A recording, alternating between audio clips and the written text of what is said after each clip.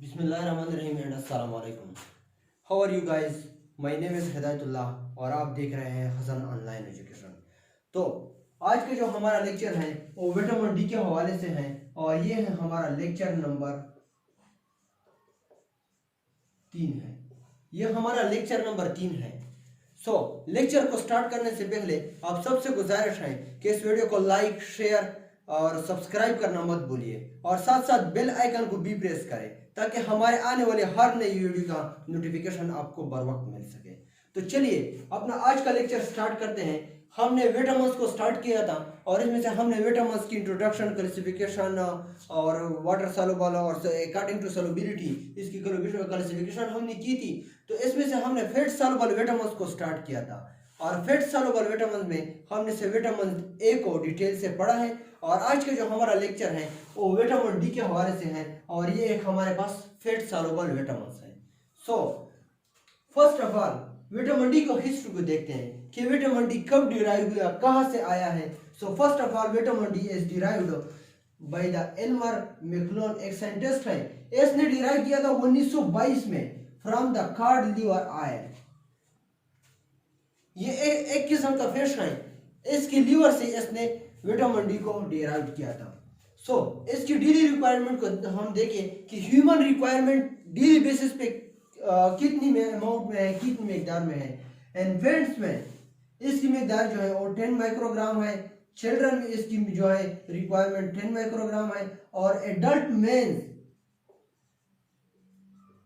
इसकी मकदार जो है ये 10 से लेकर 15 माइक्रोग्राम तक इसकी डेली रिक्वायरमेंट में है। और वुमेन में भी ये सेम 10 to 15 माइक्रोग्राम है। इन प्रेगनेंसी और in lactating women +5 to the daily required. ये +5 का मतलब क्या है? ये +5 ये तो नॉर्मल है लेकिन इसमें ये 5 जो है ये ऐड करें। ये डेली रिक्वायरमेंट है for the pregnancy and lactating mothers के लिए।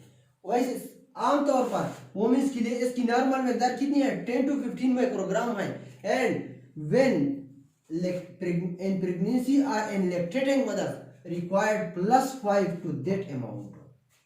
अगर इसकी बात हम करें कि ये कहां कहां पर पाया जाता है, जैसे कि हमने इसकी इंट्रोडक्शन में हमने पढ़ा है कि विटामिन डी को फर्स्ट ऑफ ऑल में एल्मर एक साइंसदान ने कॉड की लीवर से इसको डिराइव किया था।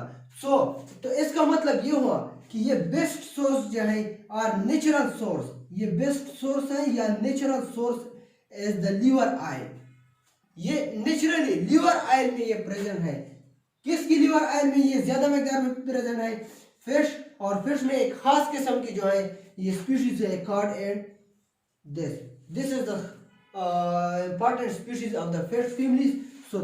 इसके लीवर में जो है ये ज्यादातर मकदार में पाया जाता है। इसके अलावा ये एग याक में भी पाया जाता है, मिल्क में भी पाया जाता है, बटर में भी पाया जाता है, मशरूम में भी पाया जाता है। लेकिन मशरूम में जो है ये लेस अमाउंट में पाया जाता है या poor source of vitamin D जो है ये मशरूम्स हैं।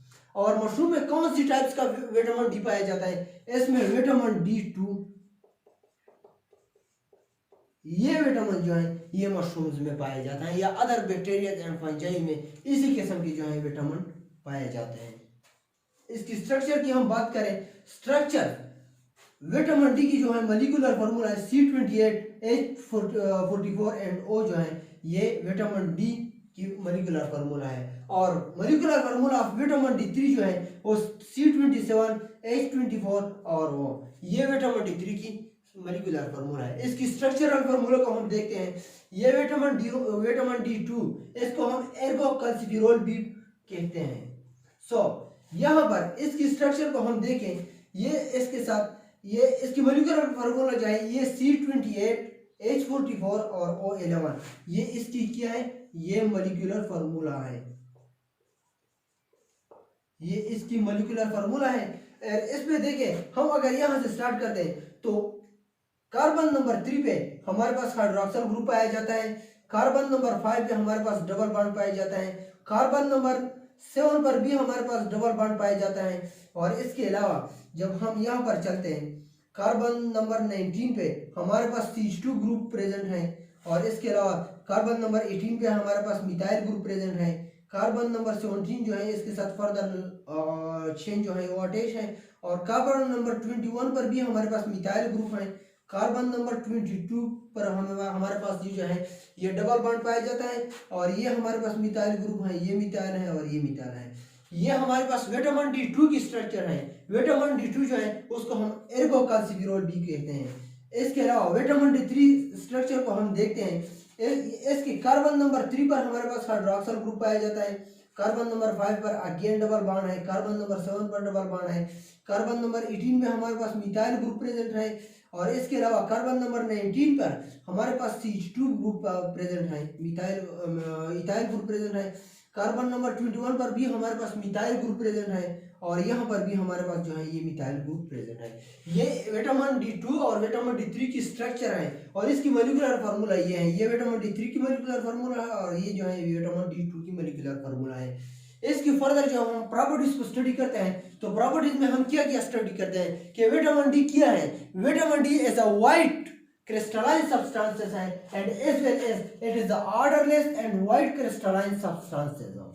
It is a fat soluble vitamin, जैसा कि हमने पहले पढ़ा था कि आज हम फैट soluble विटामिन में फर्दर जो है विटामिन डी को इसकी जो है डिटेल से हम पढ़ते हैं। तो विटामिन डी क्या है, ये फैट soluble विटामिन है, ये फेयरली रेजिस्टेंस टू हीट है, ये हीट के लिए रेजिस्टेंस पैदा करता है and not affected by acids and alkalis. और विटामिन D2 जो है ये एसिड्स या अल्कली से जो है ये इफेक्ट नहीं होते। तो इसकी जो फर्दर हम नंबर 6 जो प्रॉपर्टीज हम स्टडी करते हैं ये मेटाबॉलिज्म को इसकी स्टडी करते हैं। तो मेटाबॉलिज्म में फर्स्ट ऑफ ऑल क्या करता है विटामिन D3 जो है इसकी जब हम लीवर में मेटाबॉलिज्म फर्स्ट ऑफ ऑल ये लीवर में जाता है और लीवर जो है इसको कन्वर्ट करता है 25 हाइड्रोक्सी विटामिन D3।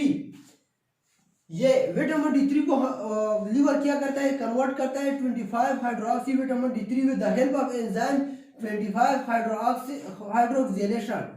इस एंजाइम की मदद से जो है ये लीवर जो है ये इस 25 हाइड्रोक्सी विटामिन D3 में कन्वर्ट करता है। इसके फर्दर ये फिर किडनी में एक एंजाइम पाया जाता है 1 अल्फा हाइड्रोक्सिलेशन जो है ये एंजाइम फर्दर किडनी में इसके मेटाबॉलिज्म करते हैं जो कि कन्वर्ट करता है 24 और 25 हाइड्रोक्सी विटामिन D2 में। और इसके अलावा दूसरा जो प्रोडक्ट हमारे पास हासिल होता है वो 1 और 25 हाइड्रोक्सी विटामिन D3। इन दो प्रोडक्ट में किडनी जो है ये फर्दर इसकी मेटाबॉलिज्म करते हैं।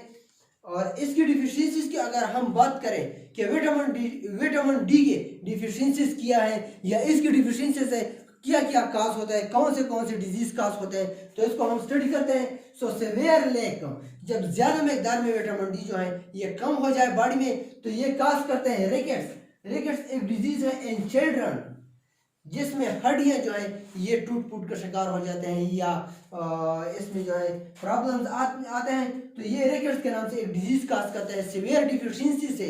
और ये रिकेट्स डिजीज कौन किस में काज करते हैं, ये चिल्ड्रन में काज होते हैं। और इसके अलावा अगर हम एडल्ट्स में बात करें तो एडल्ट्स में जो है ये ऑस्टियोमेलेसिया एक डिजीज है ये काज करते हैं। और इस विटामिन डी की डिफिशियंसीज के साइन एंड सिम्टम्स क्या है, इससे हमारे बॉडी में थकावट हो जाती है, मसल्स पेन पाए जाते हैं या मसल्स वीकनेस हो जाते हैं, बोन में जो है कमजोरी आ जाती है या बोन पेन शुरू हो जाता है या जोड़ों में जो है या हड्डियों में जो है ये दर्द शुरू हो जाता है।